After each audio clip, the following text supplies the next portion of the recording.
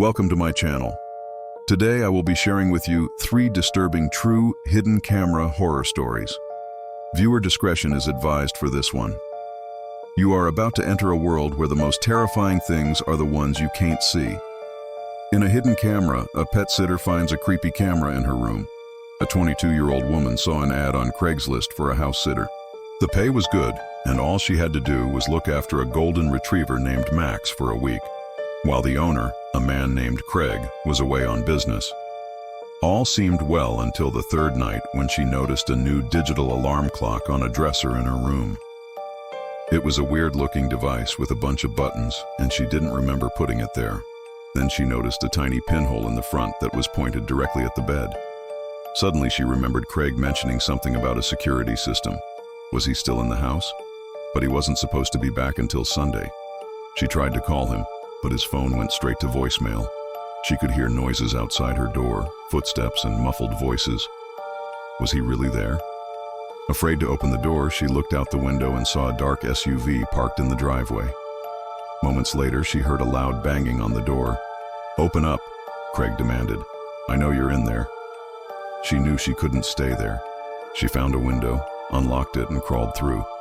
Once she was safely at her mom's house, she called the police and told them what had happened. But when they arrived at the house, Craig was gone. Next up, we have the Airbnb. Joe and his girlfriend, Emma, were excited to try out the Airbnb. They had booked a few days in an isolated cabin to spend some quality time together and to meet Emma's sister who lived nearby. Their host, Alan, seemed friendly enough, but there was something about him that made Joe uneasy. When they arrived, Alan showed them around the property, but he was particularly firm about one thing: a locked basement door. "Whatever you do," he said, "don't go down there." Joe thought it was weird, but he shrugged it off. A few days later, they were in their bedroom when Emma noticed a strange shiny dot on the smoke detector. Joe took a closer look and realized it was a hidden camera. He quickly unscrewed the device and discovered a tiny battery-operated camera. But there was another lens hidden in the wall. They packed their things and left immediately. They drove to a nearby gas station to call the police, who followed them back to the house. As they entered the property, they spotted Alan hiding in a closet with a monitor displaying live footage from the basement. And last but not least, we have the roommate. Joe was desperate for a new place. He had just moved to the city and was having trouble finding a roommate. Then he saw an ad on a community board. The room was in a great location and the price was reasonable.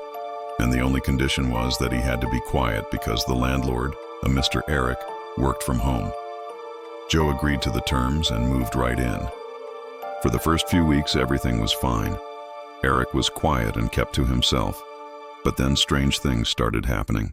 Joe would come home to find his closet door open or his desk chair moved. At first, he thought he was just being forgetful, but then he started to notice other things. There were small piles of dirt in the corner of the room and a faint smell of cigarette smoke. Joe confronted Eric, but he just shrugged and mumbled something about Joe being paranoid. One day, while cleaning his room, Joe found a small wireless camera in the corner. It was aimed directly at his bed. Thinking it might be a one-time thing, he taped it over and went to sleep. In the morning, he woke up to find Eric rummaging through his nightstand. "What are you doing?" Joe asked. Eric jumped and stammered. I was looking for a camera." Joe just stared at him. "You put a camera in here," he said, "and you've been watching me." Eric's face turned pale. I don't know what you're talking about." He ran out of the room and didn't come out for the rest of the day.